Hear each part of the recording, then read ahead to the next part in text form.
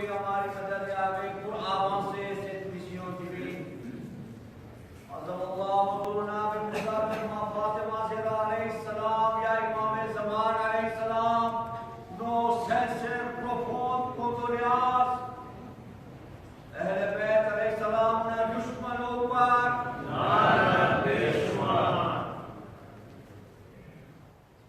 أعوذ بالله من الشيطان الرجيم. بسم الله الرحمن الرحيم.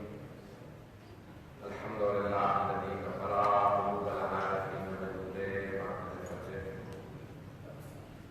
وأثبت فؤاد أنبيائه وأوليائه بقصص الأنبياء والمرسلين وأكمل إيمان المسلمين والمؤمنين بولاية علي النبي المؤمنين عليه السلام.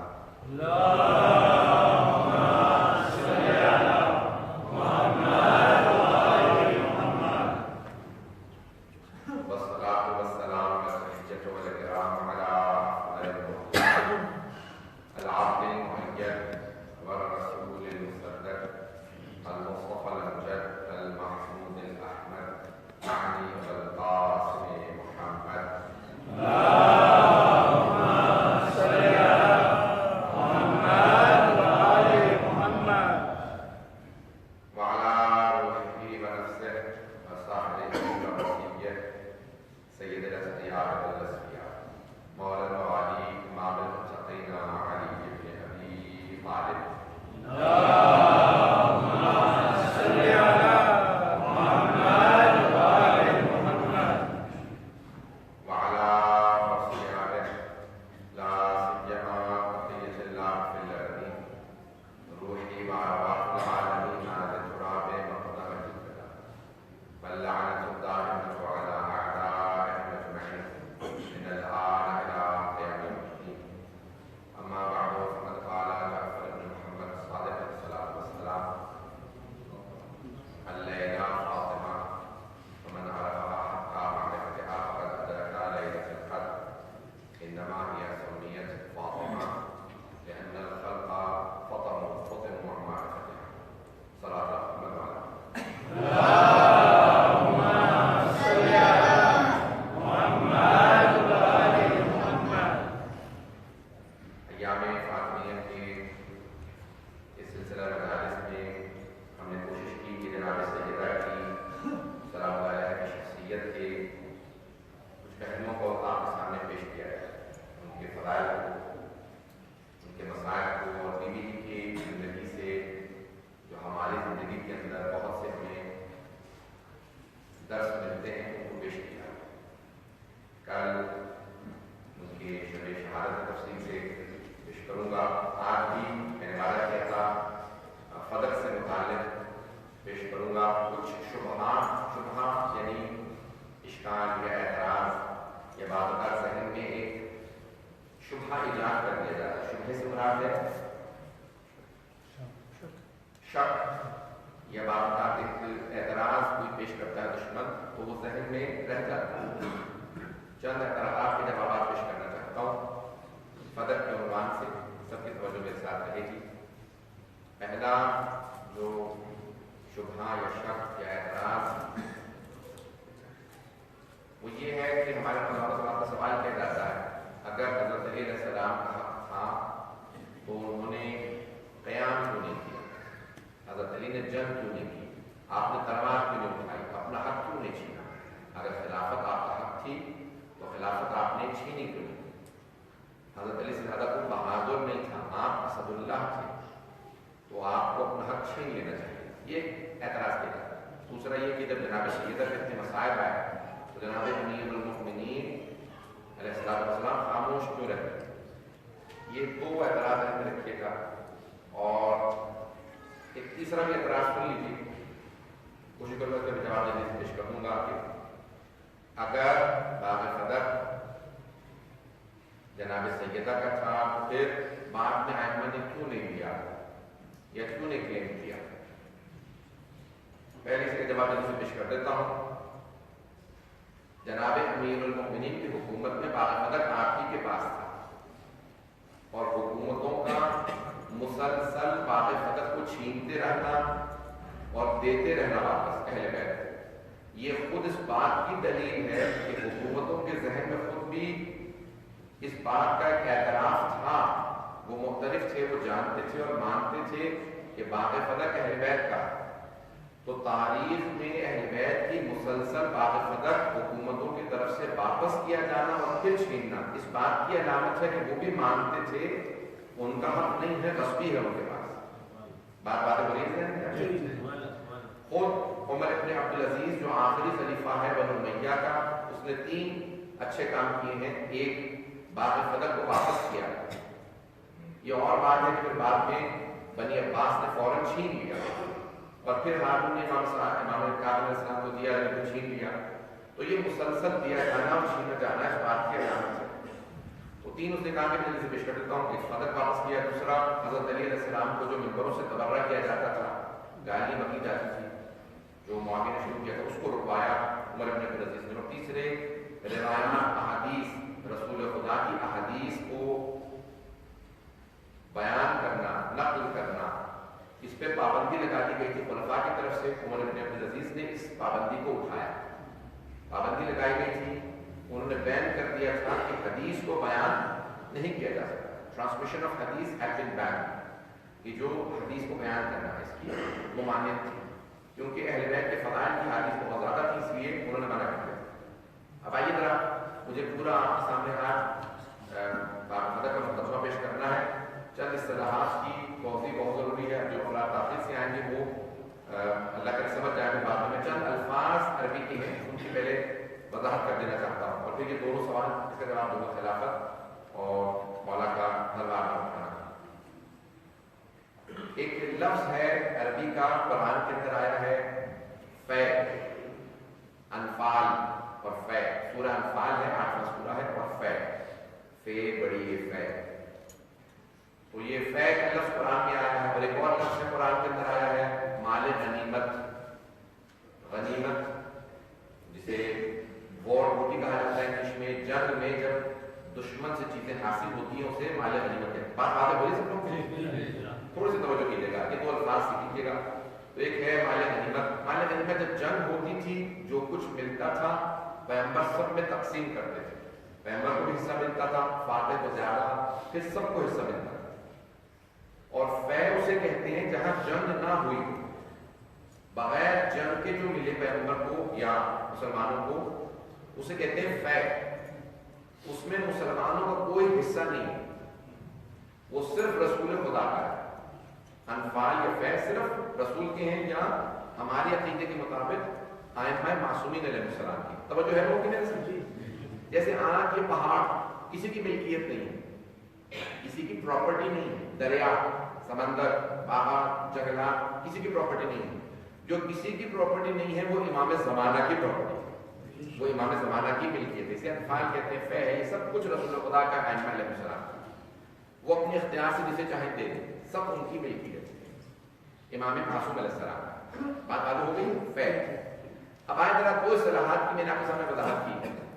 خیبر میں رسول خدا جنگ کے لیے گئے، تمام جنگیں مسلمانوں پہ مسلط کی گئی، یعنی مسلمانوں پہ حملہ کیا گیا۔ انگلش میں اصطلاح ہوتی ہے ڈیفینسو وار اور افینسو وار۔ ڈیفینس جب آپ پہ حملہ کیا جائے آپ دفاع کریں، اور افینس جب آپ جا کے حملہ کریں۔ تو رسول خدا نے ساری جنگیں دفاع کی۔ آواز آ رہی سب لوگوں کو؟ تو اب دفاع کیا، دفاع یعنی جب حملہ کیا گیا تو رسول خدا نے دفاع کیا، ڈیفینس کیا۔ بدر، احد، سب کی سب جنگوں میں پیغمبر پہ حملہ کیا۔ واحد جنگ جسے کہا جاتا ہے خیبر، کہ خود رسول خدا لڑنے کے لیے گئے، آپ پہ حملہ نہیں کیا۔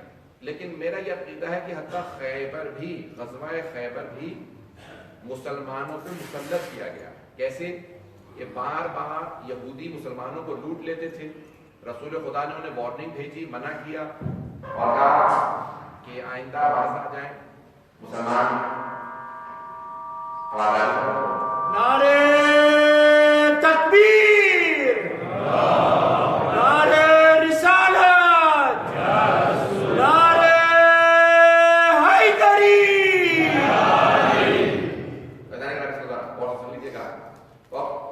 خیبر میں بھی یہودی مسلمانوں کو मुसलमानों का मत लूटो। एक मरतबा वार्निंग दी, दूसरी मरतबा, तीसरी मरतबा आपने कहा कि ठीक है अब तुम बाज नहीं आते, मैं खुद तुम्हें रोकने के लिए आऊंगा। और आप रोकने के लिए गए खैबर, जिसमें जनाब को नहीं ले गए थे, गए वहां, आपने कहा वादा करता हूँ 40 दिन में 40 डेज में मैं खैबर फतह कर दूंगा। सबके जहनों में है। तो 39 दिन जब हुए, 40वें दिन जनाब अमीर अलैहिस्सलाम आए और आपने अपना सवाल करवाया, सम्मत की उनकी हैदर, मेरी माँ ने मेरा नाम हैदर रखा और सबको पता चल गया कि कोई हैदर है जिसने खैबर का दर उठाया। सारे के सारे उस इलाके के अंदर यहूदियों को पता चल गया कोई हैदर कर रहा है। अब जब पैगंबर खैबर फतह करके मुझे खैबर में पेश नहीं करना, जंग पढ़ूं बहुत जिगर भी लगता है, सीना भी लगता है और आप इंशाअल्लाह ताला सुनेंगे, महसूस भी होंगे, लेकिन आप वक्त में जनाब सैयदा का मनाज़रा पेश करना, फतह पेश करना। जब खैबर से वापस मदीने आ रहे थे तो रास्ते में फतह आया। फतह बहुत बड़ा बात आज भी है। तो फतह के यहूदियों ने जंग नहीं की, उन्होंने रसूल खुदा से कहा या रसूल अल्लाह, हमने सुना है कि अभी आपके साथ कोई हैदर कर रहा है जिसने खैबर फतह की, हम बगैर जंग के बाग फतह आपको दे रहे हैं। तो अब बाग फतह माले गनीमत नहीं चाह, मुसलमानों का नहीं चाह, सिर्फ पैगंबर इस्लाम का। अगर बात क्योंकि जंग नहीं हुई, अनफाल में है, फै बस ये लफ्ज़ याद रखें, फै। अब जब पैगंबर इस्लाम को मिला तो किसी का हिस्सा नहीं था। पैगंबर क्या करते थे कि उन्हीं से बजट चलाते थे, फुकरा का उनके एक्सपेंसेस देते थे, गरीबों को तकसीम करते थे, खर्चे चलाते थे, जंगों का खर्चा सब कुछ चलता था। तो जैसे ही पैगंबर इस्लाम को ये फै मिला, फतह मिला, कुरान में एक आयत आई, वआतिल कुर्बा हक़हू, ऐ मेरे हबीब अपने क़राबतदारों का हक दे दीजिए। पैगंबर इस्लाम से जो सबसे करीबी है वो जनाब फातिमा ज़हरा। तो रसूल खुदा ने बाग फतह जनाब सैयदा को दे दिया, जनाब फातिमा ज़हरा सल्लल्लाहु अलैहि वसल्लम को दे दिया। कहा कि अल्लाह ने आयत नाज़िल की कि बाग फतह आपका। जैसे जनाब सैयदा को बाग फतह मिला तो आपने जनाब अमीरुल मोमिनीन से कहा, शौहर से कहा कि आप यहाँ पे अपने कार्य में काम करने वाले वर्कर्स अपॉइंट करें। हाली ये जो भी अल्फाज में बहुत ज़्यादा अल्फाज है, किसान, काम करने वाले मजदूर, बागबान, ताकि इसकी लोग ऑफर करें, इसको मेंटेन करें, जो खर्चा आएगा वो मैं बताऊंगी कहाँ खर्च करना है, क्योंकि जनाब सैयदा का बात आगे हो रही है जनाब। तो आप जब जनाब सैयदा को मिल गया तो आपने जनाब अलैहिस्सलाम से कहा कि हम एक मुनासिब अपने अपॉइंट कर दीजिए, जो काम करेंगे, जो चलाएंगे, मेंटेन करेंगे। अमीरुल मोमिनीन ने वहां पे मजदूरों को अपॉइंट किया, काम होने लगा। तो पैगंबर की जिंदगी में जनाब सैयदा था। अब पैगंबर इस्लाम का साल हो जाता है 11 हिजरी में 28 सफर फौरन एक मरतबा जब हुकूमत में कब्जा हो गया, तफसील में नहीं जाऊंगा बगैर नाम किए, जैसे कब्जा हुआ तो उन्होंने कहा भाई इनसे सबसे पहले इनकी दौलत छीन ली जाए, माल छीन लिया जाए, ताकि ये किसी भी मूवमेंट को स्पॉन्सर न कर सके, किसी भी तहरीक को, किसी भी हमारे खिलाफ फैसले को स्पॉन्सर न कर सके। तो पहली फुर्सत में उन्होंने जाने के बाद फतह पे कब्जा किया और उनके जो बागात से मदीने में वो छोटे थे, फतह बहुत बड़ा, सब पे कब्जा कर लिया, कब कोई प्रॉपर्टी इनकी बाकी न रहे, सब कुछ छीन लिया गया। जब कब्जा हो गया तो एक मरतबा बाग फतह में जो काम करने वाले लोग थे उन्हें मारा गया, पीटा, उनको निकाल दिया। वो सब आए दरवाजे में जनाब सैयदा की दरवाजा दस्तक दी तो जनाब सैयदा ने पूछा क्या बात है? कभी भी हमें निकाल दिया गया है और हम वहां काम कर रहे थे तो बाग फतह छीन लिया गया। अब देखिए तारीख है, इसमें शिया सुन्नी कॉमनैलिटीज बहुत ज्यादा है। सही बुखारी में अल्फाज ये हैं कि एक उम्मुल मोमिनीन की फातिमा मरती मर गई लेकिन मेरे बाप से राजी नहीं हुई। अल्फाज कि फातिमा दुनिया से चली गई लेकिन मेरे बाप से ये नहीं, पहले खलीफा से राजी नहीं हुई। पूछा लोगों ने कि क्यों नाराज थी? क्योंकि मेरे बाबा ने उनसे फतह छीन लिया था, उसके बाद फिर पूरी जिंदगी नाराज ने कभी मेरे बाप को माफ नहीं किया। तो ये तारीफ में सब ने लिखा है कि जनाब सैयदा बहुत ज्यादा दुखी थी कि मेरा हक छीना गया। अब मुझे सारे को पेश करना, मैंने आपके सामने मुकदमा पेश कर दिया, मैं बात आगे बढ़ाना चाहता हूँ। अचानक जनाब सैयदा को जैसे खबर मिली, इत्तला मिली कि बाग फतह छीन लिया गया, तो आपने फौरन जनाब अस्मा को बुलाया और कहा कि बनी हाशिम की जितनी भी मेरी खानदान की खवातीन हैं उन सबको बुला, अपनी सारी कज़न्स को बुलाया, आंटी सबको बुलाया, जमा किया कि मैं जाके दरबार में अपना मुकदमा पेश करना चाहता हूँ। सबको जमा किया। तो अब फखरुद्दीन राजी ने लिखा है कि जनाब सैयदा ने हवाली रसूल खुदा की, आपके रसूल खुदा का आशा लिया और फौरन आप गए गई दरबार में, जब आपको पता चला कि बागरगदा छीन लिया गया है।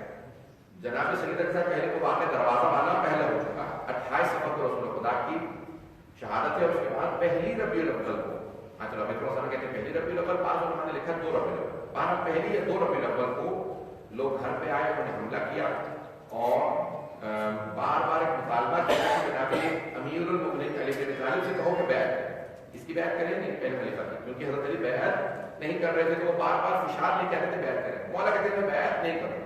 एक आदमी आया, दूसरा आदमी, तीसरा आदमी दरवाजे पे आया, मौला ने कहा देखो मैं कुरान जमा कर रहा हूँ और उसके शान नुज़ूल लिख रहा हूँ, आयात का शान नुज़ूल लिख रहा हूँ, अब मुझे कोई डिस्टर्ब ना करे, मैं बैत नहीं करूंगा, मैं बिल्कुल बैत नहीं करूंगा।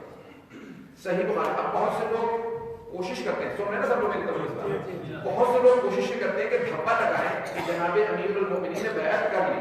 मैं आपको जिम्मेदारी से सही बुखारी से पेश कर रहा हूँ, दूसरे खलीफा का खुतबा है, जब वो खलीफा बना तो उसने खुतबा दिया, कहा कि खाना बैत अबी बकर फलतन, कि पहले खलीफा की बैत है वो अपनी गलती थी, अल्लाह की शख्स उम्मत को बचाया। उसके बाद वो फौरन खुद ही दूसरे खलीफा कहते हैं कि वलम युबायिअ कसीर मिनन नास, बहुत से लोगों ने पहले खलीफा की बैत नहीं की, मिनहुम अली बिन ज़ुबैर, और उनमें से अली भी हैं, ज़ुबैर भी हैं, बहुत से महाजिर बहुत से अंसार ने बैत नहीं की, यानी पहला खलीफा मर गया लेकिन बहुत से लोगों ने बैत नहीं की। मिनहुम अली बिन ज़ुबैर, दूसरे खलीफा खुद कह रहे हैं कि अली ने बैत नहीं की, पता नहीं तवज्जो है या नहीं है। वज़ार गिरामी खुद सबने माना, सही बुखारी के अल्फाज है कि अमीरुल मोमिनीन ने पूरी जिंदगी बैत नहीं की। अब यहाँ मसला आ गया था कि वो बार-बार दरवाजे पे आ रहे थे। अब मैं 2 सवालों के जल्दी जल्दी जवाब पेश कर रहा हूँ जो एतराज मैंने शुरू में पेश किए थे कि एक, अगर अमीरुल मोमिनीन का हक था तो छीना क्यों नहीं? खिलाफत हमारा अकीदा यह है कि मौला का हक है, किसी को इजाजत नहीं कोई काम करने की जब तक इमाम की इजाजत ना, हर चीज इमाम उस पर विलायत रखते हैं, किसी का कोई हक नहीं है। हक है तो सिर्फ अल्लाह के वली का हक है, और अल्लाह की तरफ से 12 हुज्जत है, 12 इमाम है, 12 वली ऐसा हक है, लेकिन छीना क्यों नहीं? मैं पेश कर रहा हूँ खास तौर से नौजवानों के लिए, बच्चों के लिए, मुझे सबकी तवज्जो चाहिए। खास तौर से एक वाक़या सुना रहा हूँ, उसी में नतीजा पेश करूंगा। मौला ने क्यों अपना हक छीना नहीं, क्यों तलवार नहीं उठाई, क्यों जोर से जोर और जबरदस्ती अपना हक क्यों नहीं छीना? ज़हन में आपके वाक़या होगा, जनाब अमीरुल मोमिनीन के पास 2 खवातीन एक बच्चे को लेके आए और दोनों खवातीन ने कहा कि बच्चा मेरा, लड़का। 2 वाक़या, एक वाक़े के अंदर 2 बच्चे, एक लड़का है और एक लड़की है। दोनों खवातीन कहती है लड़का मेरा, लड़की इसकी, वो बातें नहीं। दूसरा वाक़या, दूसरे वाक़े में है कि एक बच्चा एक लड़का, दोनों खवातीन कहती है बच्चा मेरा। मौला के पास आए, कहा यार बच्चा मेरा, उसने कहा नहीं बच्चा मेरा, आप फैसला कीजिए बच्चा किसका। मौला ने कहा तुम फैसला कर लो, जब मैं फैसला करूंगा तुम्हें पसंद ना आएगा। कहा नहीं बताओ। मौला ने पूछा किसका बच्चा है, दोनों ने कहा बच्चा मेरा। मौला ने कहा आखिरी मर्तबा पूछ रहा हूं, बताओ बच्चा किसका, दोनों ने कहा बच्चा मेरा। जनाब अमीरुल मोमिनीन के गुलाम से नाम था कंबर, मौला ने हजरत कंबर को आजाद कर दिया था खरीदने के बाद। 1000 से ज्यादा गुलाम जनाब अमीरुल मोमिनीन ने खरीद के आजाद किए। गुलाम रखते नहीं थे, आजाद करते थे। ये खुद जनाब कंबर थे जो मौला को छोड़ के नहीं जाते थे। मौला ने नहीं कहा था कि तुम नहीं जा सकते मेरे गुलाम, मौला ने खरीद के आजाद कर दिया था। जब कहा कंबर आप आजाद हैं, कहा यादी मैंने कसम खा ली है पूरी जिंदगी आपकी गुलामी में। तो अब जनाब कंबर गुलामी में थे। एक मर्तबा जनाब अमीर ने कहा कंबर तलवार निकालो। जनाब कंबर ने तलवार की थी, कहा बच्चे के 2 टुकड़े करो, दोनों खवातीन को 1 टुकड़ा दे। देखिए आज का कोई बेचारा मुझ जैसा ज़ईफ़ुल अक़ीदा, हम जैसा कोई ज़ईफ़ुल अक़ीदा किस्म का शिया होता तो वो फौरन मौला से लड़ पड़ता, मौला बच्चे बेचारे का क्या कसूर है, इन 2 खवातीन में से बताएं किसका सर काटूं। पता नहीं तो है ऐसा ही है ना, ऐसे लोग तो बेचारे मजलूम से किस्म के लोग हैं। तो मौला की बात अल्लाह खुदा ना खासा अस्तगफिरुल्लाह अल्लाह शक करने लगते हैं, मौला बच्चे को काटने के लिए कह रहे हैं तो लोग मौला से लड़ पड़ते। लेकिन वो थे जनाब कंबर, उन्होंने कहा अगर मौला आपका हुक्म है ना कि बच्चे के 2 टुकड़े, तो फिर मैं बच्चे ही के 2 टुकड़े कर दूंगा। एक मर्तबा तलवार खींची, आगे बढ़े, तलवार उठाई, जैसे तलवार उठाई बच्चे को काटने के लिए 2 खवातीन में से एक बोली ये बच्चा मुझे नहीं चाहिए, इसे दे दो।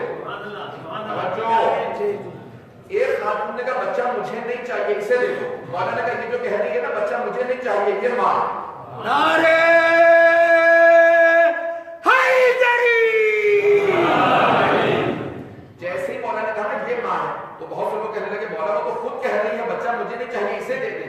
मौला نے کہا اس کی ممتا کا تقاضا یہی، وہ بچے کی زندگی چاہتی ہے، وہ یہ نہیں چاہتی میرے پاس رہے، وہ چاہتی ہے بچہ زندہ رہے۔ نہیں پہنچا سکا بات، مجمع کی توجہ ہو۔ ایک مرتبہ مولا نے کہا جو کہہ رہی ہے نا مجھے بچہ نہیں چاہیے، مجھے بچے کی زندگی چاہیے، بچہ اسے دے دیجیے، یہ ماں ہے۔ دوسری کہتی ہے مجھے ملے نہ ملے، مجھے بچہ زندہ رہے نہ رہے، بس میرے پاس ہو تو زندہ رہے، میرے پاس نہ ہو تو بے شک مر جائے۔ وہ جو ماں ہے وہ کہتی ہے نہیں بے شک میرے پاس نہ رہے، بچہ زندہ رہے۔ عزیزان گرامی، مولا اسلام کے باپ ہے، خلافت مولا کی بیٹی ہے۔ مولا نے کہا کسی کے پاس رہے اسلام کی زندگی تو رہے۔ دوسرے کہتے تھے اگر ہمیں نہ ملے تو اسلام ختم ہو جائے، علی کے پاس رہے تو ہمیں اسلام نہیں چاہیے۔ مولا کہتے تھے نہیں مجھے اسلام کی زندگی چاہیے۔ پتہ نہیں سمجھ گئے؟ مولا نے کہا مجھے اسلام کی زندگی چاہیے، یہ قبضہ کرتے ہیں یہ رکھ لیں، لیکن مجھے اسلام کی زندگی چاہیے، میں اسلام کو چاہتا ہوں زندہ رہے، خلافت زندہ رہے، کیونکہ جب جوان ہوگی پتہ چلے گا کہ میرا باپ یہ ہے تو خود بخود میرے پاس آ جائے۔ نعرہ تکبیر، نعرہ رسالت، نعرہ حیدری۔ دوسرے کہتے تھے نہیں ہمیں اسلام اگر ہمارے پاس ہے تو صحیح ہے، لیکن اگر علی کے پاس چلا جائے تو بے شک مر جائے۔ مولا کہتے تھے نہیں جب جوان ہوگا تو پھر میرے بیٹے مہدی کے پاس خود بخود آ جائے۔ تو اب ایک مرتبہ، لیکن اب بہت سے لوگ کہتے ہیں اگر نہیں مانتے تھے حضرت علی علیہ السلام خلفاء کو تو مشورہ کیوں دیتے تھے؟ مشورہ سمجھتے ہیں نا، ایڈوائز کرتے تھے تم جنگ میں مت جانا۔ وہ کہتے تھے مولا اتنی محبت کرتے تھے کہ جنگ میں جا کے مر جائے گا، نہیں مولا کہتے تھے تم جنگ میں جاؤ گے بھاگو گے بے عزتی اسلام کی ہوگی، تو جانے کی ضرورت نہیں، کسی اور بہادر آدمی کو بھیج دو، بزرگوں کو جانے کی ضرورت نہیں ہوتی۔ مولا مشورہ دیتے تھے یہ کام ایسے نہیں ایسے کر لو، مختلف چیزیں مولا کہتے تھے۔ عزیزان گرامی توجہ چاہیے مجھے سارے سمجھنے کی، مولا کہتے تھے مشورہ دیتے تھے۔ اب جانتے کیوں مشورہ دیتے تھے؟ کیونکہ مولا جانتے تھے خلافت میری اولاد ہے، اسلام میرا بچہ۔ نہیں نہیں نہیں ایسے نہیں، اگر آپ جانتے میرا بچہ کسی اور کے پاس ہے، اسی کی گود میں پل رہا ہوں، کبھی بچہ دیر سے گھر آتا ہے، آپ دیکھ رہے ہیں بچہ دیر سے گھر آ رہا ہے، بچہ آوارہ ہو سکتا ہے، آپ جا کے کہیں گے بیٹا جلدی گھر جایا کرو، ماحول اچھا نہیں ہے، اغوا بھی ہو سکتے ہو، آوارہ ہو سکتے ہو۔ یہ مشورہ دینا اس وجہ سے نہیں تھا ان سے محبت تھی، محبت اپنے ہی اولاد سے تھی، محبت امیر ان کو اسلام سے تھی، انہیں مشورہ دیتے تھے اسلام خراب نہ ہو، اسلام آباد۔ آج اگر آپ کو مسلمانوں میں دہشت گرد نظر آئے، ٹیررسٹ نظر آئے، داعش نظر آئے، تو سمجھ لیں کوئی سوتیلا باپ تھا جس نے پرواہ نہیں کی، آوارہ ہوتا ہے تو ہو جائے، دہشت گرد بنتا ہے تو بن جائے، میرا تو بچہ ہے نہیں، جس کا بھی ہے اس کا ہوگا، مجھے تو صرف فائدہ اٹھانا ہے۔ عزیزان گرامی یہ آج اگر دہشت گرد نظر آ رہے ہیں تو کوئی سوتیلا باپ گزرا ہے جس نے آوارہ بنایا ہے، جس نے آج یہ داعش پالے ہیں، جس نے یہاں دہشت گرد پالے ہیں، تو اس میں اہل بیت نے سب سے بڑا کردار ادا کیا ہے۔ انہوں نے سمجھایا ہم آوارہ نہیں ہونے دیں گے، بار بار جا کے مشورہ کرتے تھے خبردار ایسا مت کرنا، سنبھالو دین کو، کبھی اس طرح سے مت کرنا، لوگ آئندہ سے دہشت گرد بن جائیں گے۔ عزیزان گرامی میں رفتار معذرت چاہوں گا، تھوڑی تیز ہو گئی ہے، پھر دوبارہ ایسا کرنے کی کوشش کرتا ہوں اپنی رفتار کو۔ اب جناب امیر مشورہ بھی دیتے، لیکن آپ نے کہا کہ نہیں چھینوں گا نہیں، کیونکہ اگر چھینوں گا تو سب دوبارہ پلٹ کے واپس چلے جائیں۔ مجھ سے حبیب خدا نے وعدہ لیا تھا میرے بعد تلوار نہ اٹھائیے گا، لوگ دوبارہ کافر ہو جائیں گے۔ اسی لیے جناب سیدہ پہ جب دروازہ گرا تو میں نے اسے پیش کیا تھا مساحب میں، مولا نے اسے اب گریبان سے پکڑ کے زمین پہ گرایا اور سینے پہ پاؤں رکھ کے کہا مجھے اگر رسول خدا کی اجازت ہوتی میں تیرا قتل کر دیتا۔ مجھ سے حبیب خدا نے وعدہ لیا تھا۔ تو جناب امیر کا تلوار نہ اٹھانا یہ مظلومیت کی علامت ہے، یہ بزدلی کی علامت نہیں ہے۔ 25 سال مولا خاموش رہے، لیکن جیسے خلافت میں آئے دوبارہ جنگیں کر کے بتا دیا مولا نے کہ دیکھو، اور خود جملہ ہے مولا کا، اس جملے کو ضائع ہونے دیجیے گا۔ مولا جب آئے نا تو سفید ریش ہو چکی تھی، ایک مرتبہ جناب مالک اشتر نے کہا یعنی خضاب کر لیں، کلر کر لیں اپنی داڑھی کو، لوگ یہ نہ سمجھے داڑھی سفید ہو گئی آپ بوڑھے ہو گئے۔ کہ مالک شیر بوڑھا بھی ہو جائے تو شیر شیر ہوتا ہے۔ چمن چمن گلی گلی علی علی علی علی، نگر نگر گلی گلی علی علی علی علی، نعرہ حیدری یا علی یا علی یا علی۔ نہج البلاغہ اٹھا کے دیکھیے گا، یہ جملہ کہے بغیر میں آگے نہیں جا سکتا۔ آج تھوڑا سا وقت زیادہ لوں گا، میں معذرت چاہوں گا، انشاءاللہ کل ٹائم کے اندر ختم کر دوں گا، آج مجھے وقت زیادہ لینا ہے۔ ایک مرتبہ نہج البلاغہ اٹھا کے دیکھیے، مولانا نے خط لکھا شام والے کو، وہاں پہ خط لکھا، کہا کہ اگر تو سمجھتا ہے کہ تیری جنگ حق ہے تو ایک تلوار تو لے اور ایک تلوار میرے پاس ہے، وہ تلوار جو میں نے بدر میں اٹھائی تھی، احد میں اٹھائی تھی، وہ تلوار آج بھی میرے پاس ہے۔ نہ ذوالفقار میں کندی آئی ہے، نہ ذوالفقار کند ہوئی ہے، نہ علی کے بازو میں کمزوری آئی۔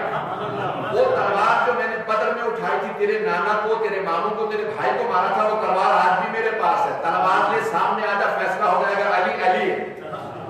ایک مرتبہ جناب امیر علیہ السلام جب میدان میں اترے تو جنگ کر کے بتایا کہ حیدر حیدر ہی ہے۔ پورے کے پورے 80,000 کے لشکر کو بس ایک آدمی کافی تھا۔ تو مولا 25 سال خاموش بیٹھے رہے، جنگ نہیں کی، اس بات کی علامت ہے کہ راضی نہیں تھے، اور بعد میں جنگ کر کے بتایا جہاد بھولا نہیں ہوں، آج بھی جانتا ہوں۔ جناب امیر علیہ السلام کا خاموش بیٹھنا سب سے بڑی دلیل ہے کہ آپ راضی نہیں تھے۔ 25 سب سے بڑا مجاہد اسد اللہ غالب 25 سال کوئی جنگ نہیں کی، کیونکہ جو لیڈر تھے جنگ کے ان کو نہیں مانتے تھے۔ آئیے اب جناب سیدہ سلام علیہ کا پورا فتح پیش کرنا چاہتا ہوں۔ جناب سیدہ نے سب کو جمع کیا اور چلی دربار کی طرف۔ دربار کہہ رہا ہوں حالانکہ وہی مسجد نبوی ہے، تو میں دربار کو کہہ رہا ہوں ایزان گرامی دو لفظ سیکھ لیجیے۔ چوتھے امام نے ایک مرتبہ دربار یزید میں جانے کے بعد کہا، جب ممبر پہ کوئی آدمی بیٹھ کے امیر المؤمنین کا نام لے کے توہین کر رہا تھا، تو مولا نے کہا میں بھی ممبر پہ جانا چاہتا ہوں۔ تو ایک مرتبہ کہا کہ آئیے اسی ممبر پہ بیٹھتے ہیں۔ کہا حضرت احمد یہ لکڑیوں کا ڈھانچہ، یہ ممبر نہیں ہے۔ اگر اس ممبر سے اہل بیت کے فضائل بیان ہو تو ممبر ہے، اور اگر توہین ہو تو لکڑیوں کا ڈھانچہ ہے، ممبر نہیں ہے۔ یہ مسجد تب مسجد ہے جب اللہ کے رسول کا اہل بیت کا تذکرہ ہو۔ اگر ان کی مخالفت ہو یہ مسجد نہیں ہے، یہ دربار ہے۔ اگر بات ہم اسی لیے کہتے ہیں دربار یزید، جبکہ اس کا نام مسجد بنو امیہ ہے۔ مسجد بنو امیہ کو مسجد نہیں کہتے، کیونکہ وہاں بیویوں کی توہین کی گئی، اہل بیت کی توہین کی گئی ہے، اسی لیے وہی مسجد نبوی ہے۔ اگر رسول خدا ہیں، اہل بیت ہیں تو مسجد ہے، اور اگر وہ نہیں ہے، اہل بیت کی توہین کی جائے تو وہی دربار ہے، مسجد نہیں ہے۔ تو ایک مرتبہ جناب سیدہ نے سب کو جمع کیا، آئیں دروازے سے داخل ہوئی، جیسے ہی گھر سے چلی چاروں طرف بیوی کے مستورات تھی، خواتین۔ میں دوبارہ رفتار کو قابو کرنے کی کوشش کر رہا ہوں، لیکن بعد اوقات میں جب پڑھ رہا ہوں تو میں یہاں نہیں ہوتا، میں نے پہلے بھی عرض کیا تھا، میں یا نجف میں ہوتا ہوں یا مدینے میں ہوتا ہوں، تو میں پیش کر رہا ہوں الفاظ کو۔ جناب سیدہ چلی، چاروں طرف مستورات ہیں، خواتین کے ساتھ چلی، سر پہ بیوی نے بوکا لے رکھا ہے، رسول خدا کے امامے کو کھولا، سر پہ رکھا، ہاتھ میں رسول خدا کا عصا لیا، چلی اور آنے کے بعد دربار میں کھڑی ہوئی، سارا دربار کھڑا ہو گیا۔ خواتین کہتی ہیں چلنے کا بیوی کے انداز بالکل ویسا تھا جیسے رسول خدا چلا، چلنے کا انداز بالکل آرام سے پاؤں اٹھا کے ویسے چلتی تھی جیسے رسول خدا چلتے تھے، چہرے پہ ویسا نور تھا جیسا رسول خدا۔ کیسے معلوم ہوتا تھا؟ کیسے معلوم؟ رسول خدا سے متعلق ملتا ہے جب آپ عبا اوڑھ لیتے تھے تو پورے بدن سے عبا سے نور چھن چھن کے باہر آتا تھا، نور بتاتا تھا یہ محمد ہے۔ کبھی نہ کہنا محمد ہم جیسے، ہمارے جیسے نہیں ہے، ان کا بدن کا نور بتاتا تھا یہ محمد مصطفیٰ۔ جب جناب سیدہ چلی تو سارا دربار کھڑا ہو گیا، صحابہ کا رتبہ تھا، جناب سیدہ کو آتا دیکھا سب کھڑے ہو گئے۔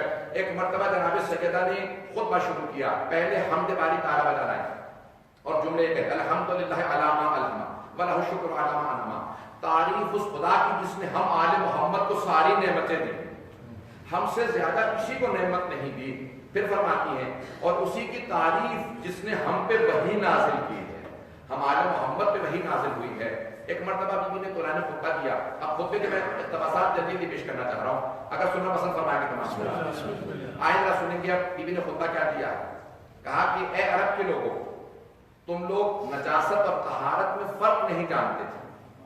گودال زمین پہ گڑا بن جاتا ہے، جب بارش ہوتی ہے تو آپ نے دیکھا نا گڑا بن جاتا ہے، پانی کھڑا ہو جاتا ہے، اسے کہتے ہیں گودال۔ بیوی نے فرمایا گودالوں میں جو کھڑا پانی ہوتا تھا تم وہ پانی پی لیا کرتے تھے، جسے اونٹ پیتے تھے، بکریاں پیتی تھی، تم وہی پانی پیا کرتے تھے۔ میرے بابا آئے، انہوں نے بتایا زمزم کیا، میرے بابا نے تمہیں طہارت سکھائی، میرے بابا نے پاکیزگی کا تصور دیا، تم نجاست و طہارت میں فرق نہیں جانتے تھے، تم اپنی بیٹیوں کو زندہ دفنا دیا کرتے تھے، میرے بابا نے آنے کے بعد تمہیں سمجھایا عزت کسے کہا جاتا ہے۔ میرے بابا نے جب چاروں طرف عرب کے اندر تاریکی تھی، ظلمت تھی، ڈارکنس تھی، اندھیرا تھا، ہر طرف عرب میں اندھیرا تھا، اس وقت میرے بابا نے اسلام کے نور کو پیش کیا۔ الفاظ سب چل رہے ہیں میرے ساتھ؟ کیا ظلمت تھی، اندھیرا تھا، ہر طرف اندھیرا تھا، میرے بابا آئے اور آنے کے بعد ساری دنیا کو بتایا نور کسے کہتے ہیں، اسلام کسے کہا جاتا ہے۔ پھر ایک مرتبہ کہا کہا کہ اشہد ان لا الہ الا اللہ، میں گواہی دیتی ہوں کوئی معبود نہیں سوائے اللہ کے، اور اس کے فوراً بعد کہا واشہد ان ابی رسول اللہ، اور میرے بابا محمد مصطفیٰ میرے بابا اللہ کے رسول ہیں۔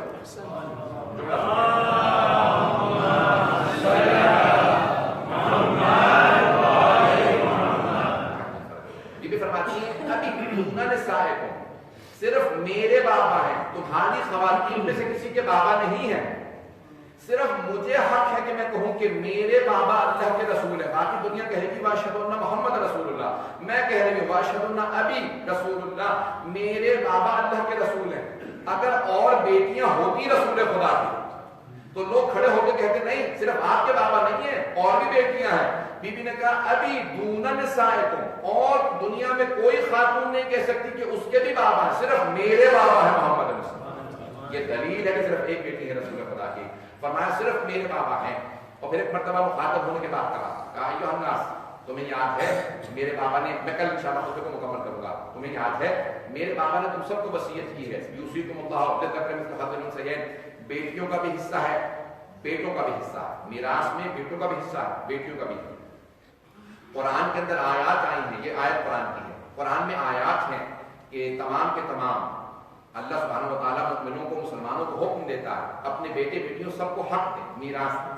ایک مرتبہ بی بی نے مجمع سے مڑ کے جو تخت پہ بیٹھا ہوا تھا اس کی طرف رخ کیا، کہا کہ یبنا ابی قحافہ اترے تو آبا کا بنا ارے تو ابھی لقد جئت شیئا فریا، اے ابو قحافہ کے بیٹے تو کہتا ہے کہ تو اپنے باپ کا وارث ہے لیکن میں اپنے بابا کی وارث نہیں ہوں، کیا تو اسلام میں بدعت رکھنے لگا؟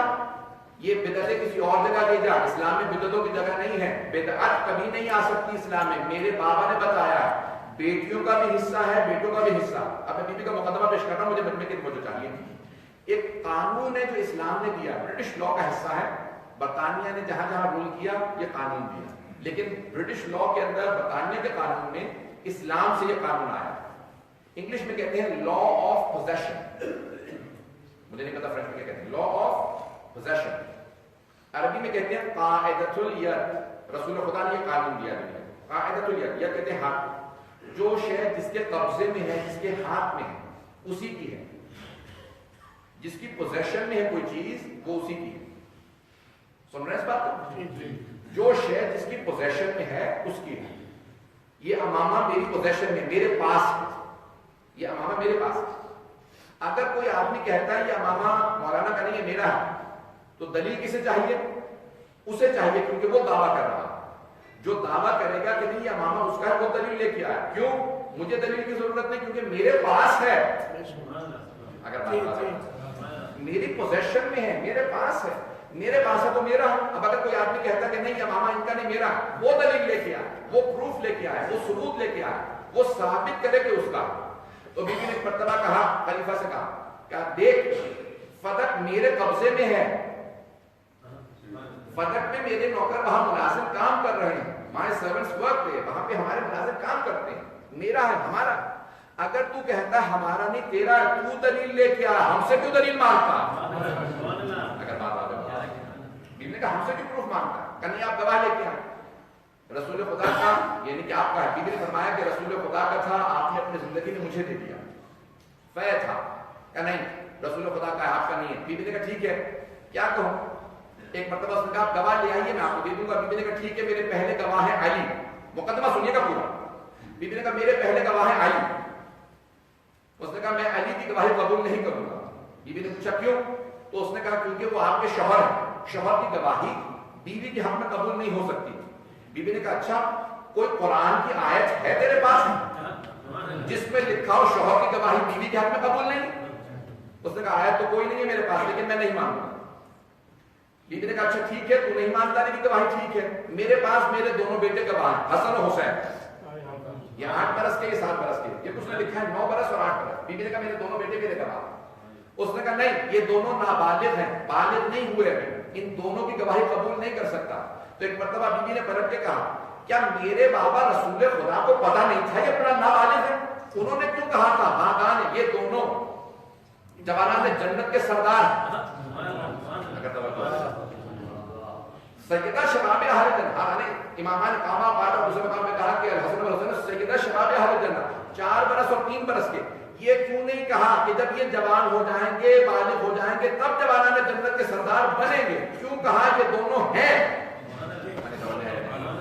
یہ دونوں ابھی جوانان جنت کے سردار ہیں.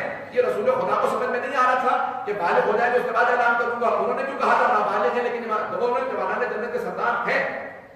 تو گواہی کو قبول نہیں کرتا؟ کہ مجھے نہیں پتا، میں گواہی قبول نہیں کروں گا. بی بی نے کہا ٹھیک ہے، ام ایمن میری گواہ.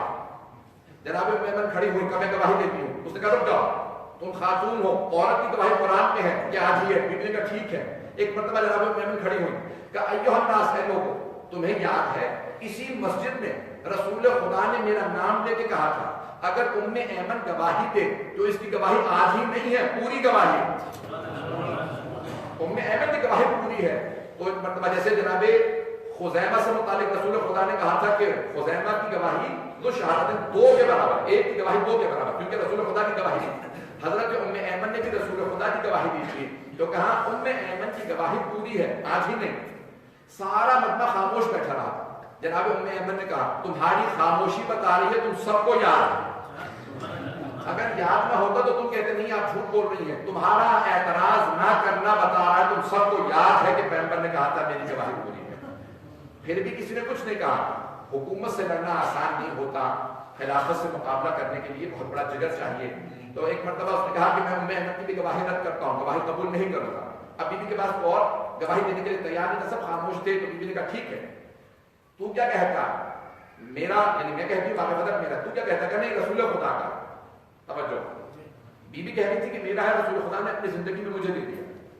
وہ کہہ رہا تھا نہیں رسول خدا کا. بی بی نے کہا اچھا تو یہ مانتا ہے کہ رسول خدا کا؟ کہا یہ مانتا ہوں رسول خدا کا ہے تھا. بی بی نے کہا اگر تو یہ مانتا ہے کہ رسول خدا کا ہے تو پھر رسول خدا کی بس میں ہی وارث ہوں.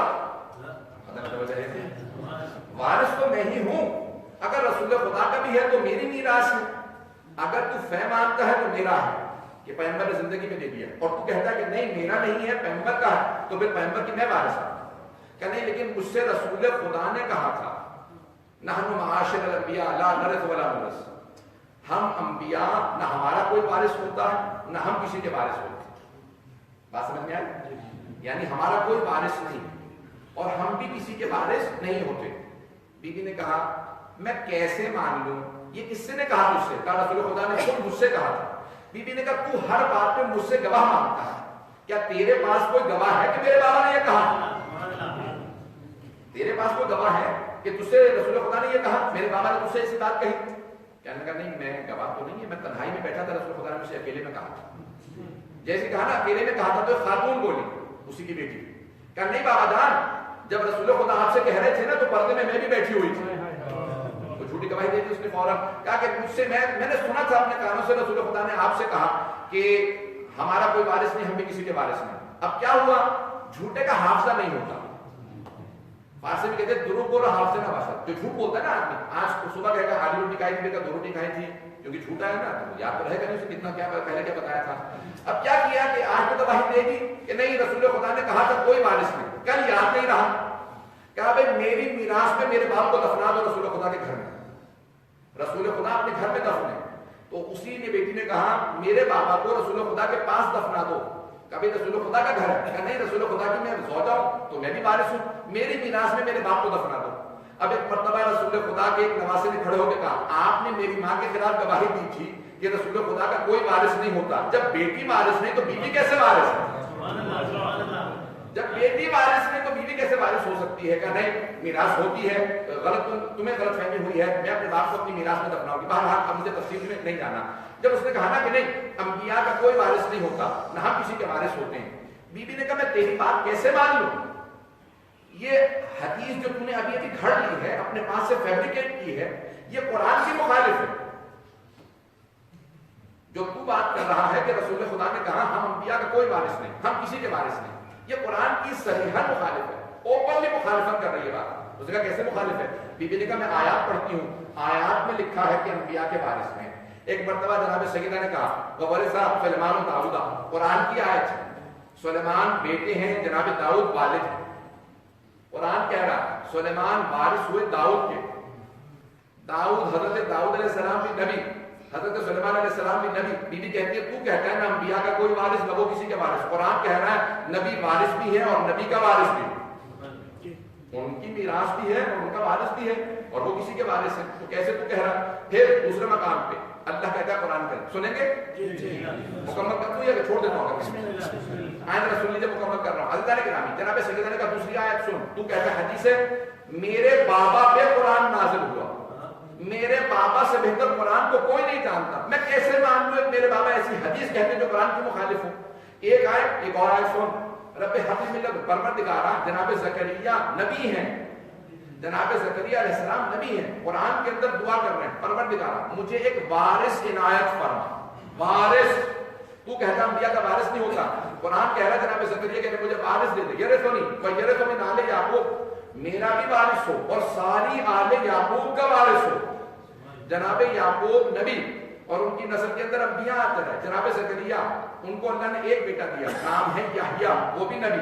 تو کہتا نہ انبیاء کا کوئی وارث نہ وہ کسی کے وارث. جناب زکریا نبی، ان کے وارث جناب یحییٰ وہ بھی نبی، جو وارث ہے وہ نبی اور جس کا وارث ہے وہ بھی نبی. جب بھی میں نے دوسری آیت پڑھی کہ مجھے نہیں معلوم لیکن میں آپ کو میراث نہیں دوں گا. ایک مرتبہ جناب سیدنا نے کہا سنیں گے میں مکمل کر رہا ہوں آپ کو. اب دو مقدمے مکمل ہو گئے. پہلا مقدمہ بی بی نے کہا فے ہے، فے رسول خدا کا، رسول خدا نے اپنی زندگی میں مجھے دیا. دوسرا مقدمہ بی بی نے کہا اگر تو کہتا ہے میرا نہیں ہے، یہ تو مانتا ہے رسول خدا کا؟ ہاں مانتا ہوں. تو بی بی نے کہا ٹھیک ہے رسول خدا کا اگر ہے تو پھر ان کی میراث ہے اور میراث کے بارے صرف میں ہوں. تیسرا اگر تم نے اس نے رد کر دیا کہ میں میراث نہیں مانتا. بی بی نے کہا ٹھیک ہے خمس کو مانتا ہے؟ سورہ انفال پوچھا ہاں خمس کو مانتا ہوں. فَإِنَّ لِلَّهِ خُمُسَهُ وَلِرَسُولِهِ وَلِذِي الْقُرْبَى وَالْيَتَامَى وَالْمَسَاكِينِ وَابْنِ السَّبِيلِ. قرآن کی آیت ہے، بغیر ترجمہ کے آگے بڑھ رہا ہوں. جلدی ترجمہ پیش کر دیتا ہوں کہ جب خمس نکالو تو خمس کا جو حصہ ہے ایک اللہ کے لیے، اللہ کے رسول کے لیے، ذی القربیٰ کے لیے، قرابت داروں کے لیے رسول خدا کے، والمساکین وابن السبیل، یہ جو 6 گروہ بتائے. بی بی نے کہا ذرا یہ بتا یہ جو 6 گروہ اللہ نے قرآن میں بتائے ہیں ان میں سے کون سا تو ہے؟ اللہ کا حصہ تیرا بنتا ہے، رسول کا حصہ تیرا بنتا ہے، قرابت داروں کا حصہ تیرا بنتا ہے. کون سا حصہ تیرا بنتا ہے؟ اور یہ بتا کون سا حصہ میرا نہیں بنتا؟ اس کے پاس پھر کوئی جواب نہیں تھا. کہا کہ نہیں میں آپ کی کسی بات کو تسلیم کرنے کے لیے تیار نہیں، آپ کا مقدمہ رد ہے، اب تفصیل کرنے جا رہا، میں نے سب کچھ چھوڑ دیا. ایک مرتبہ بی بی نے سر اٹھا کے کہا، رو کے جملہ کہا کہ یہ مت سمجھنا یہ مقدمہ ختم ہو گیا، یہی مقدمہ روز قیامت میں خدا کی بارگاہ میں پیش کرو. والحکم اللہ، اس دن حاکم خود خدا ہو، فیصلہ کرنے والا تو نہیں ہوگا، خدا ہوگا. والزعیم محمد، اور میرا وکیل، میرا مقدمہ لڑنے والے میرے بابا محمد مصطفیٰ، گواہ میرے شوہر علی اور میرے بیٹے حسنین ہوں گے. میں دیکھتی ہوں اس دن تو کیسے میرا مقدمہ رد کرتا. ایک مرتبہ سارا دربار رونے لگا کہ جناب سیدہ بہت زیادہ جلال میں ہیں. رونے لگی، بی بی اٹھیں اور کہا کہ نہیں یہ ختم نہیں ہوگا. ایسا نہیں کہ مسئلہ کیا تھا، میں مسائل پہ نہیں آ رہا. میں آج میں نے پہلے آپ سے کہہ دیا ماہرت کے ساتھ میں نے ہر روز مکمل کیا. ٹائم کے اندر آپ کو تھوڑا سا وقت زیادہ کرنا. ابن ابی الحدید معتزلی نام سن رکھا آپ لوگوں نے؟ شرح نہج البلاغہ لکھی ہے، سنیوں کے عالم ہیں. 700-750 سال پہلے، اوور 7 centuries back، انہوں نے نہج البلاغہ کی کامنٹری لکھی ہے، شرح لکھی ہے 20 جلدوں میں، 20 volumes. سنی ہے لیکن نہج البلاغہ کی شرح لکھی ہے. نہج البلاغہ میں خطبہ ہے جہاں پہ مولا کہتے ہیں کہ کھانا فتح لنا، فتح ہمارا تھا، ہم اہل بیت کا تھے، ہم سے چھین لیا گیا. ابن ابی الحدید معتزلی کہتے ہیں، اس کی شرح میں کہتے ہیں، اس خطبے کی شرح میں نے اپنے استاد سے پوچھا، مجھے سارے مجمع کی توجہ چاہیے پلیز. میں نے اپنے استاد سے پوچھا، ابن ابی الحدید معتزلی سنی عالم تھے، کہتے ہیں میں نے اپنے استاد سے پوچھا مسئلہ کیا تھا.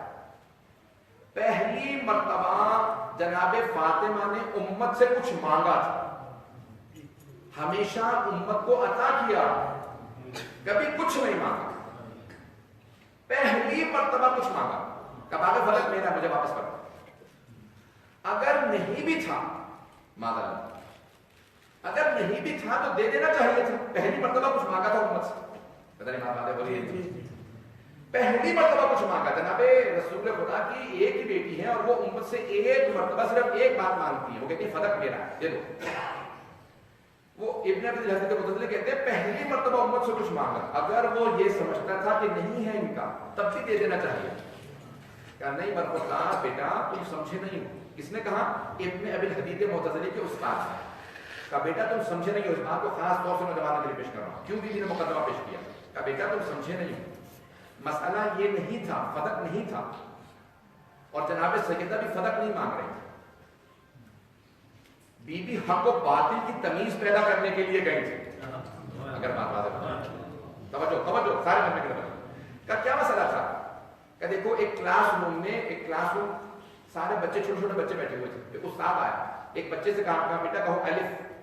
عربی پڑھا رہا تھا، چھوٹا بچہ تھا. کہا بیٹا کہو الف. بچے نے نہیں کہا الف نہیں آتا. کہا بہت آسان ہے، الف کہو تو نہیں کہوں گا، نہیں آتا. اس نے کہا بہت ہی نکمے، تھپڑ مارا. آگے چلا گیا. پرانے زمانے میں مارنے کی اجازت تھی استاد. وہ جو ساتھ شاگرد بیٹھا تھا اس نے کہا واقعی تم اتنے نالائق اتنے نکمے ہو، تمہیں الف تک نہیں آتا؟ اس نے کہا نہیں ایسی بات نہیں ہے، الف آتا ہے، الف بے تے سے جیم ہے خے تک آتا ہے، دال سے آگے نہیں آتا. پتہ نہیں توجہ ہے؟ مجھے الف سے لے کے ہے خے تک آتا ہے، دال سے آگے نہیں آتا. اگر میں کہہ دیتا نا الف، پھر وہ کہتا کیا بے، پھر کہتا کیا سے مجھے یہ تک مارتا ہوا لے کے جاتا. میں نے کہا میں الف ہی نہیں کہوں گا تاکہ نہ بے کی نوبت آئے نہ یہ کی نوبت. میں الف ہی نہیں مانوں گا. کا مسئلہ یہ تھا جناب سیدہ فدق نہیں مانگ رہی تھی، وہ سمجھ رہا تھا شروع فدق سے ہو رہا ہے. فدق الف ہے، بات یہ تک جانی ہے کون کون سی غلطیاں مانوں گا، کتنے گناہ مانوں گا. بات خلافت تک آئے گی، سب کچھ ماننا پڑے گا. میں بات لوں یہ حق ہے. اس نے کہا میں مانوں گا ہی نہیں، الف ہی نہیں مانوں گا. معاملہ بہت بڑا تھا. جناب فاطمہ الزہرا راہ ولایت میں، راہ امامت میں سب سے بڑی مجاہدہ، سب سے پہلے جہاد کرنے والی تھی جناب سیدہ، جنہوں نے جا کے جہاد کیا، دنیا کو بتایا حق کس کا ہے، کون غاصب ہے. آج دنیا میں معاملہ ختم ہو جاتا خلافت کا، سب کچھ ختم ہو جاتا اگر جناب سیدہ نے قیام نہ کیا. اگر جناب سیدہ کھڑے ہو کے آواز بلند نہ کرتی کہ حق غصب کر لیا گیا، غاصب کون ہے. میں ایک اور دلیل پیش کر رہا ہوں اور آخری دلیل یہی. علامہ امینی صاحب الحدیث جب جامعۃ الازہر گئے، جامعۃ الازہر مصر میں جمع ہوئے سب علماء، مفتی اعظم نے دعوت دی. علامہ امینی کا نام بہت زیادہ تھا، الحدیث لکھ رہے تھے اس وقت، تو دعوت دی کا تشریف لائیے ہمارے یہاں کھانے پہ، کچھ مفتی آپ کے ساتھ بیٹھنا چاہتے ہیں. انہوں نے کہا نہیں میں آنا نہیں چاہتا کیونکہ میں شیعہ ہوں، آپ لوگ سب اہل سنت ہیں، میں آؤں گا تو ایسا نہ ہو کہ بحث شروع ہو جائے، تو میں بحث نہیں کرنا چاہتا. کہ نہیں ہم کوئی سوال نہیں کریں گے. کہا وعدہ کریں کوئی سوال نہیں کریں گے، پھر آؤں. کہا ٹھیک وعدہ. علامہ امینی کہتے ہیں جب میں پہنچا تو 80 سے زیادہ مفتی جمع ہو گئے تھے، ان کے یعنی آیت اللہ ان کے مجتہد 80 سے زیادہ سب بیٹھ گئے. تو ایک نے کھڑے ہو کے سوال کیا، کہا کہ ہم ایک سوال کرنا چاہتے ہیں آپ سے. کہا کہ میں نے تو پہلے شرط رکھی تھی کوئی سوال نہیں کرے گا. یعنی اب سوال ایک میں کرنا چاہتا ہوں، یہ بتائیے کہ آپ کی نظر میں کون افضل ہے، پہلے خلیفہ یا چوتھے خلیفہ؟ اب جب سوال ہو گیا تھا تو علامہ امینی نے کہا میں ایک سوال آپ لوگوں سے کر سکتا ہوں پھر جواب دوں گا. کہا ٹھیک ہے فرمائیے کیا سوال ہے. کہا آپ میں سے 80 کے 80 مجتہد میرا مفتی اس کا جواب دیں ہاں یا نہ. کہا یہ حدیث ہے رسول خدا کی مسند احمد بن حنبل کے حدیث کا کہ من مات ولم يعرف امام زمانہ فقد مات میتۃ الجاہلیہ. جو بھی اپنے وقت کے امام کی معرفت کے بغیر مرا وہ جاہلیت یعنی کفر کی پری اسلامک موت مر گیا. حدیث ہے. پہلے سے پوچھا کہا ہاں. دوسرے 80 کے 80 مفتیوں نے کہا، 80 سے زیادہ 84 کے جتنے تھے 80 سے زیادہ مفتی سب نے کہا ہاں حدیث صحیح ہے. کہا مانتے ہو؟ کہا ہاں. اچھا ذرا مجھے اتنا بتا دو، اب آپ کے سوال کا جواب دے رہا ہوں کہ پہلے افضل ہے یا چوتھے. جناب فاطمہ اپنے وقت کے امام کو، جناب فاطمہ کیا اپنے وقت کے امام کی معرفت رکھتی تھی یا نہیں رکھتی تھی؟ اب میں نے سوال کیا، پہلے مفتی صاحب فوراً دوڑے کہا میں ذرا بھی آتا ہوں کام ہے مجھے. دوسرے صاحب نے کہا مجھے میں کھانا نہیں کھا سکتا میں بیمار ہوں. تیسرا ایک ایک کر کے سب چلے گئے، کسی نے ساتھ کھانا نہیں کھایا. مفتی اعظم نے کہا کہ آپ نے وہی حرکت کی نا جو شیعہ کرتے ہیں، کہ آپ نے ایک ایسا سوال کیا کہ سب کوئی بھی بغیر کھانا کھائے چلا گیا. کہ میں نے آپ سے پہلے ہی کہا تھا سوال مت کیجیے گا. اب سمجھ میں آیا شیعہ کو کھٹپل کیوں کہتے ہیں، یہ خون چوس لیتے ہیں. سوال اگر کرو گے شیعہ سے شیعہ جواب دے گا. عزیزان گرامی علامہ امینی نے کہا اگر کہتے ہو کہ پہلا افضل ہے تو بتاؤ جناب فاطمہ الزہرا نے اعتراض کیوں کیا. اور اگر مانتے ہو کہ وہ ان کو اپنا امام نہیں مانتی تھی، امیر المومنین کو اپنا امام مانتی تھی، تو جسے فاطمہ اپنا امام مانتی ہے وہ کیسے مفضول ہو سکتا؟ افضل وہی ہے جسے فاطمہ الزہرا اپنا امام مانتی. عزیزان گرامی جب جناب سیدہ گھر آئیں میں نے تمام میں جانتا ہوں میں نے وقت زیادہ نہیں. عزیزان گرامی جب جناب سیدہ گھر آئیں نا تو بہت افسوس تھا اور بی بی بار بار ایک جملہ دہراتی تھی. اسی مسجد میں جب میں جاتی تھی میرے بابا کھڑے تھے. آج میں اتنی دیر کھڑی رہی کسی نے مجھے بیٹھنے کے لیے نہیں کہا, کسی نے مسند بھی نہیں دی, کسی نے یہ بھی نہیں کہا سیدہ بیٹھ جائیے اے فاطمہ الزہرا آپ رسول خدا کی بیٹی. کسی نے بیٹھنے کے لیے نہیں کہا. جناب سیدہ گھر آ گئی. جب گھر آئیں تو بی بی بہت زیادہ صدمے میں تھی, بہت زیادہ گریا کر رہی تھی. بی بی کے آنکھوں میں آنسو تھے. اب چند بیویاں ہیں جو جناب سیدہ کے چاروں طرف جمع ہو گئیں. ایک ایک بیوی آتی جاتی تھی, بیوی سے تعزیت کرتی میرے ساتھ رہیے گا. آج امام زمانہ کو پرسہ دینا ہے. جناب سیدہ کس بات کا پرسہ دینا ہے؟ ایک مرتبہ تصور کیجیے گا, اگر میری طرف دیکھ سکے تو دیکھیے گا, وہ بیوی جس کا ایک ہاتھ پہلو پہ رہا کرتا تھا, ہاتھ پہلو پہ رہا کرتا تھا. میں ایک سوال کروں آپ سے, اگر ہڈی ٹوٹ جاتی ہے تو جتنی مرتبہ ہڈی کو ہلاتی ہے درد ہوتا, لیکن اگر پسلی ٹوٹ جاتی ہے تو جتنی دفعہ سانس لیتے ہیں اتنی دفعہ درد محسوس ہوتا. جناب سیدہ کی دو پسلیاں ٹوٹ گئی تھی. جب بھی بیوی سانس لیتی تھی نا تو کہتی تھی بابا آپ کی امت نے مجھے بڑا ستایا. حضرت اللہ بیوی کو بہت اس بات کا دکھ تھا کہ امت نے مجھے بہت ستایا. بلایا, رات کا وقت ہے, اپنے بچوں کو جمع کیا. ایک مرتبہ کہا اپنے بابا کو بلاؤ, میں وصیت کرنا چاہتی ہوں.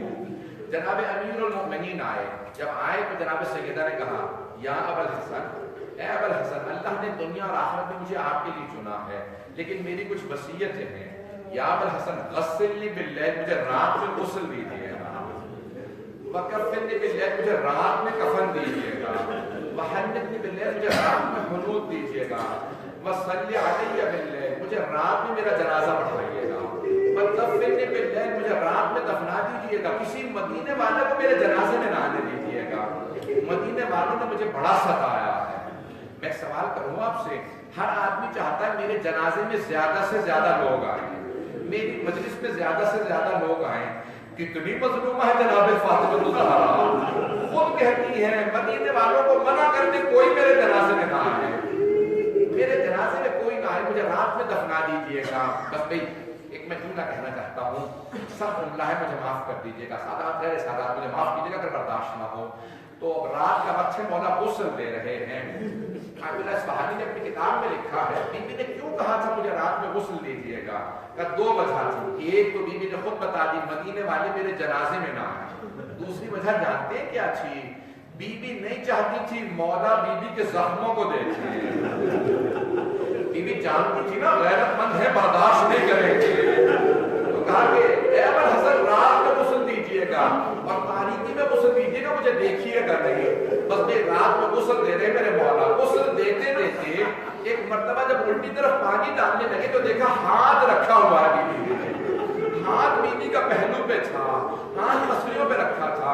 مولا نے جملہ کہا کہ زہرا آپ جانتی ہیں پورے بدن پہ پانی ڈالنا واجب ہے, ذرا ہاتھ کو ہٹا لیجیے. جیسے کہا نا ہاتھ ہٹا لیجیے, ہاتھ ہٹا, جناب امیر نے نہ جانے کیا دیکھا, پانی زمین پہ گرا دیا, پیشانی دیوار پہ رکھی, بلند آواز سے رونے لگے. جب اونچی آواز سے رو رہے تھے کہتے تھے واہ مصیبت,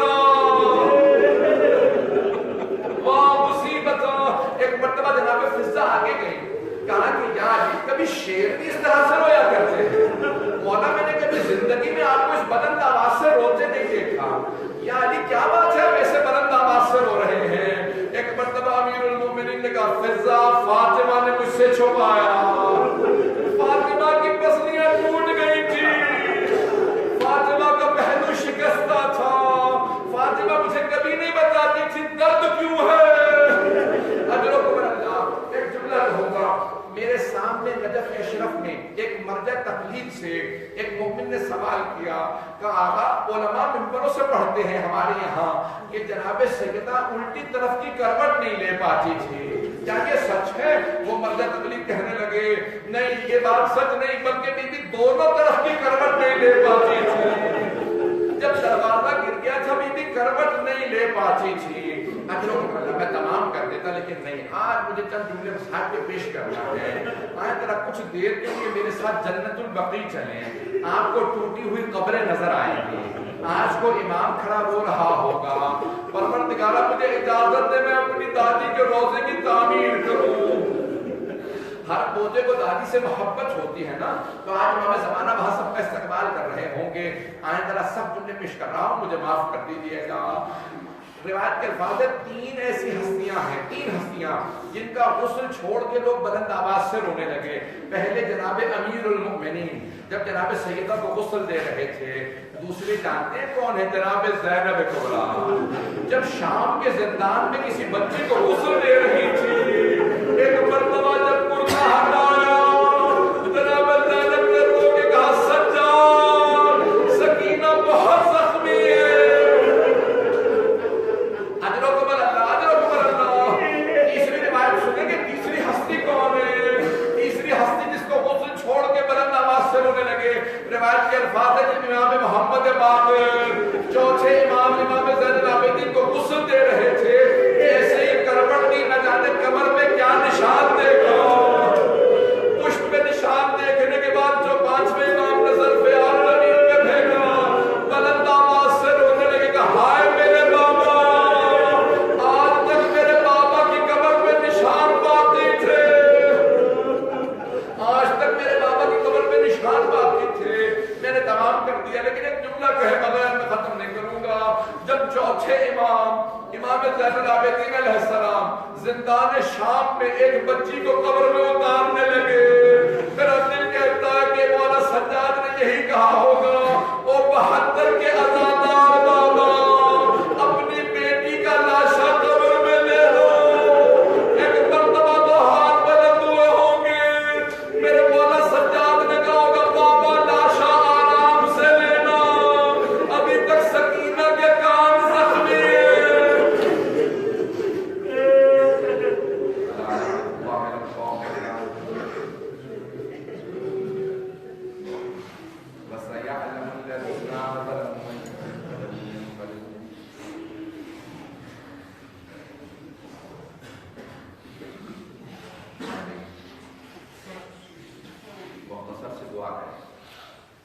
میں نے تو 5-10 منٹ مسائل پڑھے,